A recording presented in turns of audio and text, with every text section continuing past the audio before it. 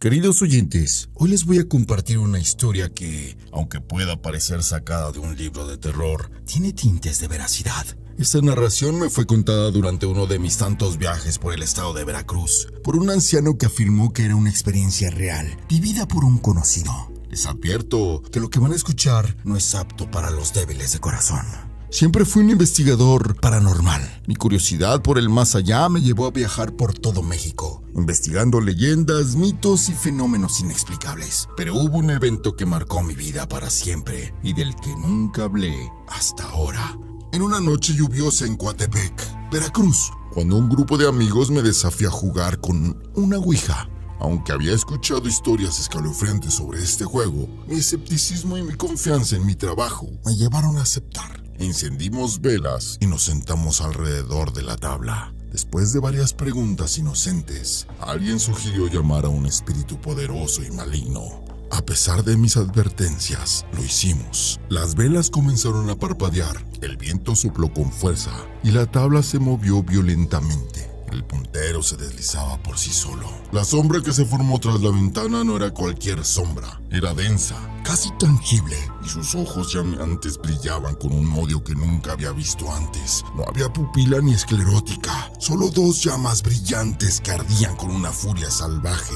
La temperatura de la habitación bajó drásticamente, haciendo que el aire se volviera frío y tenso. Cuando intentamos cerrar la sesión, la tabla de la ouija vibraba violentamente, repeliendo nuestras manos. La sombra golpeó a la ventana con una fuerza sobrenatural, haciendo que el cristal temblara. El puntero de la ouija empezó a moverse con furia, deletrando palabras que no tenían sentido. Traidor, sufrimiento, venganza. No sabíamos a qué se refería, pero el miedo nos paralizó. Una noche, después de aquella sesión fallida, el tormento comenzó. Esa misma noche escuché susurros. No eran claros al principio, pero con el tiempo, las palabras se volvieron nítidas.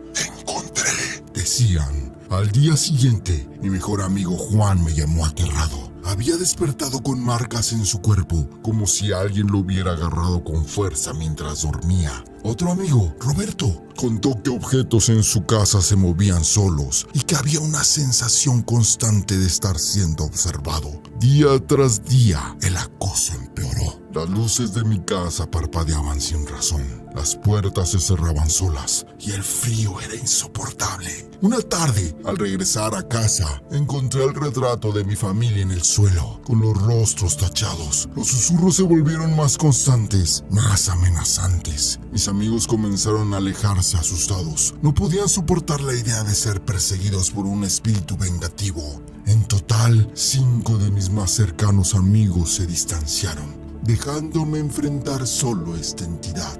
La primera vez que intentamos llevar a cabo un ritual, las cosas no salieron como esperábamos. Las velas que habíamos dispuesto en el círculo alrededor de la habitación súbitamente se apagaron una a una, como si una ráfaga de viento invisible les hubiera soplado. El exorcista, un anciano de cabellos grises llamado Don Manuel, comenzó a recitar las antiguas palabras en latín, pero su voz era ahogada por risas bajas y burlonas que retumbaban en toda la habitación. Al finalizar la primera sesión, creímos que había sido exitosa, hasta que mi teléfono sonó.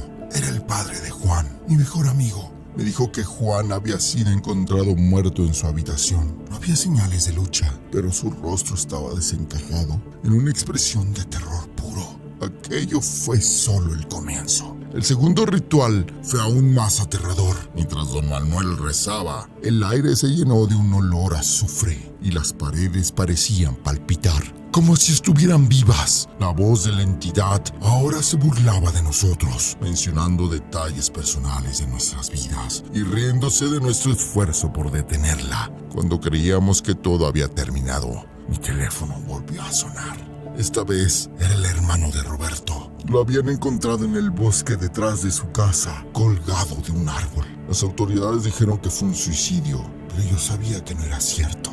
Después de 2 fracasos devastadores, Don Manuel ya estaba al borde de la desesperación. Habíamos perdido a 2 amigos y la entidad parecía fortalecerse con cada intento fallido.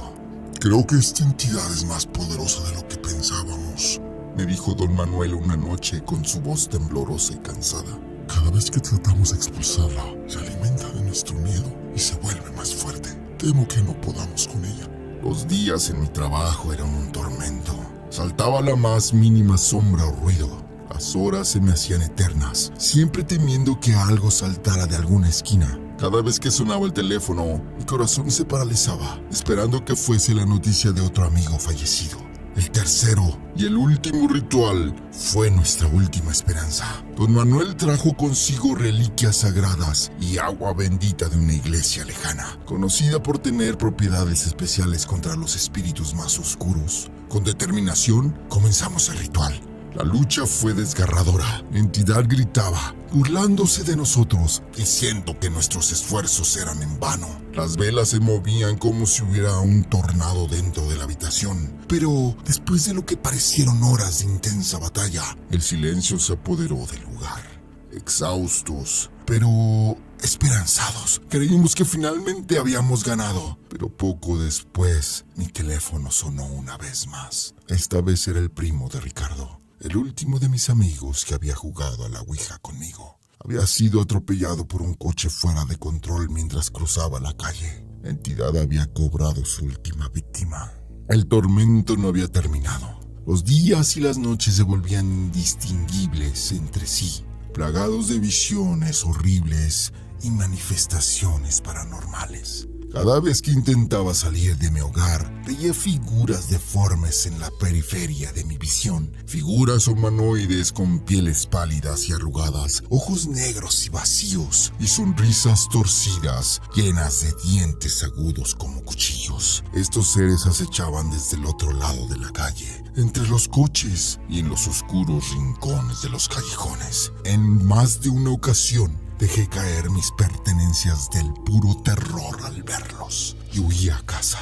Las noches eran aún peores. La oscuridad traía consigo el sonido de risas susurradas, llantos desconsolados y voces susurrando amenazas indescifrables. El frío invernal de aquella ciudad parecía haber sido reemplazado por un frío sobrenatural que penetraba hasta los huesos. Una noche, mientras yacía en mi cama, paralizado por el terror y esperando que amaneciera, tuve una visión más clara que ninguna otra. Me encontré de pie frente a un vasto y oscuro abismo. Era el limbo. En él vi seres que desafiaban toda descripción. Algunos parecían flotar, etéreos, mientras a otros arrastraban cadenas y emitían gemidos de dolor.